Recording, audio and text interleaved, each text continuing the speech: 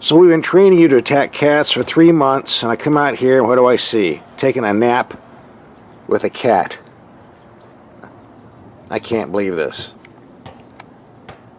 He doesn't look too worried. Get him! Get him, boy! Once again, we're at our garage. Let's see what we're going to be driving today. Let's pull out the first vehicle. We're heavy on Toyotas this month. Looks like we got ourselves another one. Actually, I think this is a very nice looking vehicle. And here we get a peek on the rear view.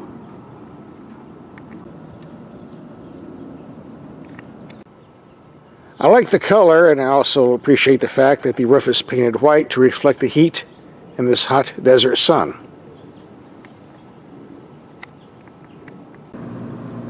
This is called the Toyota C-HR. According to the web page, this stands for Coupe High Rider. Well, first of all, this doesn't look like a coupe to me.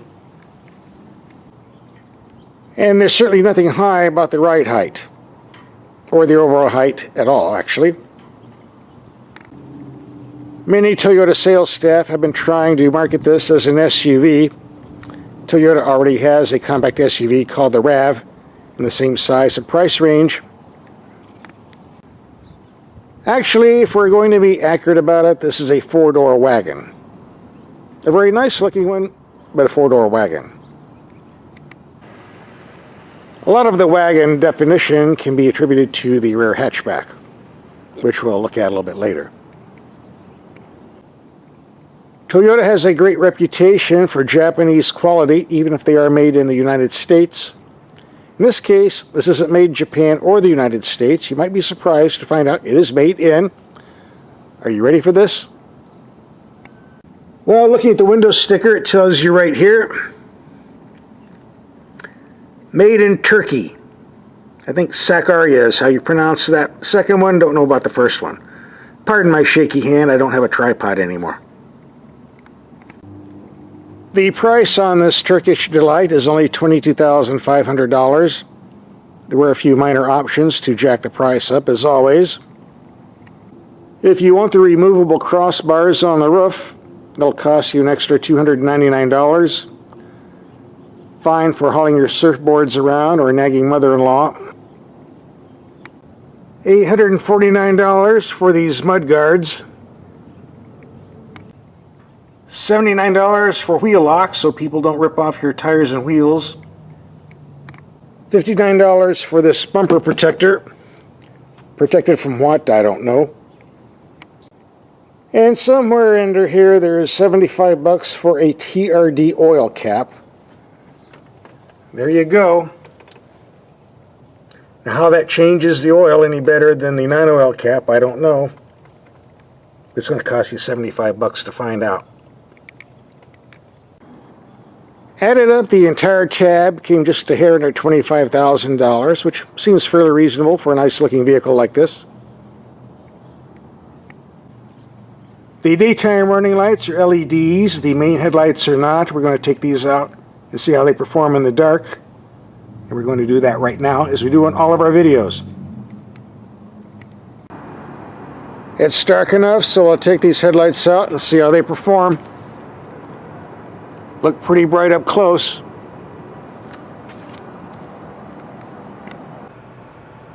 Here we have the low beams on a wall 100 feet away. Not the brightest light I've ever seen, but a good spread and good height. Go to the high beam. No complaints here. Here we have the high beams on a building 300 feet away with a chain link fence in between. Not the brightest light I've ever seen, but it does reach out. Go to low beam. Barely makes it. Adequate for city driving, but on the back roads you'll need the brights. Getting back to the vehicle, since we have the hood open, we might as well take a peek at the engine, which is 144 horsepower, connected to a CVT automatic. Fuel economy on the window sticker is listed at 27 city, 34 on the highway. Thus far I've been getting 22 in the city and 27 on the highway and 25 in mixed. But we have a lot more miles to put on, so we'll be doing some more fuel economy tests later on in the video, so stay tuned. Before we're doing some driving, you might as well look at the cabin. If you want to go inside, you have a door handle on the driver's door down here, but if you want to go in the second row, you have to reach way up here. Personally, I like this. Very simple to use, easy to reach for an adult. A common complaint you see on the web, it's too tall for some children to reach, but hey, the kids aren't paying for the car or insurance or the gas. They're riding for free, so they have no right to complain, right? Hey, kids aren't that important anyway, right? Yes, they are! No, they're not. Don't get her away. They are! On the second row seating, I found the headroom to be adequate if you're under 6 feet tall. Leg room, that depends on the position of the front seats. On the left we have room, over here on the right not so much. The second row seats do fold down if you need more room in the rear. Under the rear carpeting, which costs $230 extra by the way, on that option sheet that I skipped over, we do get a full-size spare tire, very unusual in a car in this class. Comes in handy if you got a flat though. Especially if you're off-roading, which I don't think you're going to be doing much in this slow-slung station wagon. Appearance-wise, I think this is a very nice-looking interior. The materials and workmanship are very good. If you like shifting for yourself, there is a manual shift override. We can shift with the knob, but unfortunately there are no paddle shifters on the steering wheel. I'm told there's a sport mode setting somewhere. It's certainly no button for that. I asked somebody who knows about these things, and they tell me you have to program that sport mode on the computer somehow, and I'm not going to do that.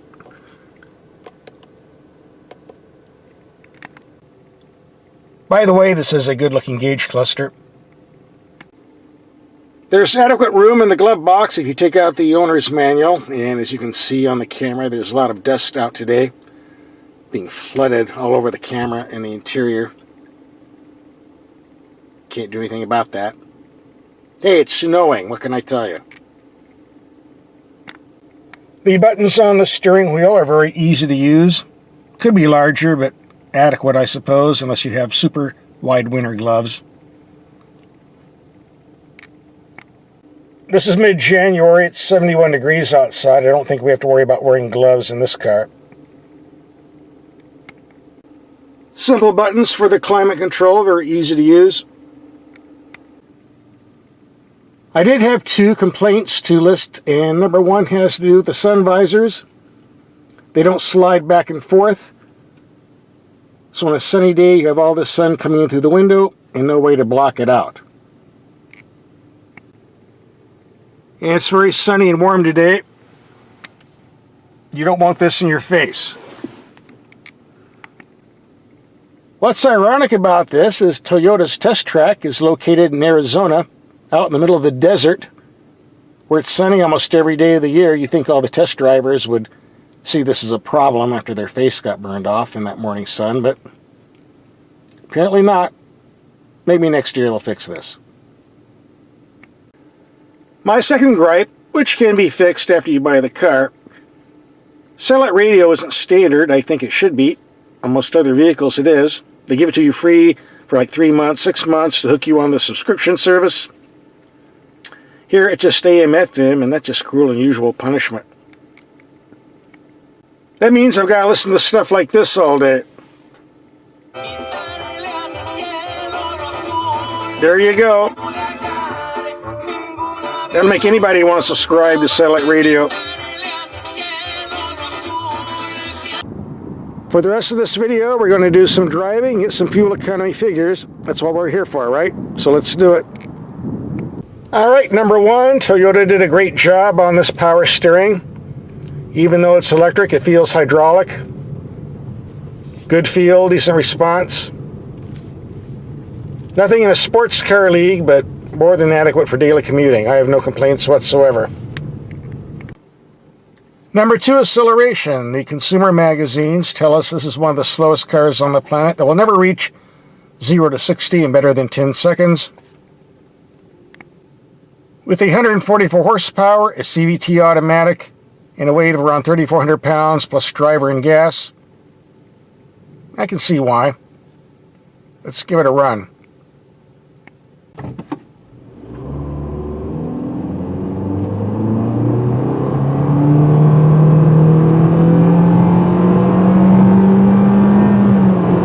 Lots of noise.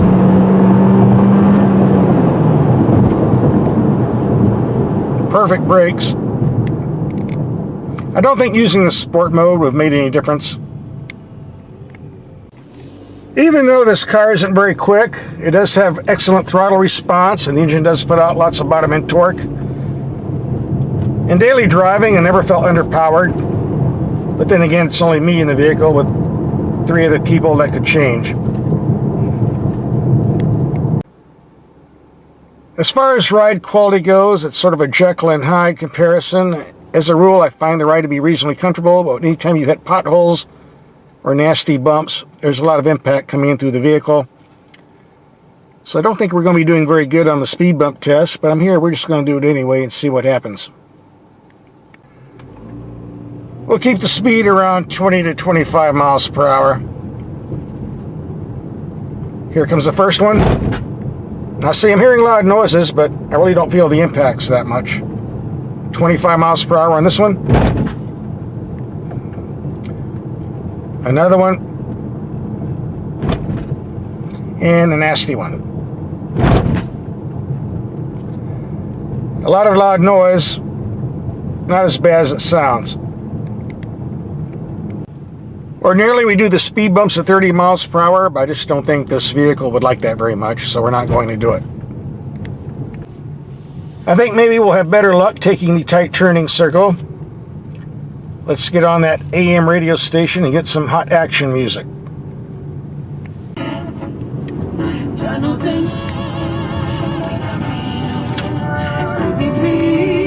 Hang in there, no tire squealing. I'm very impressed.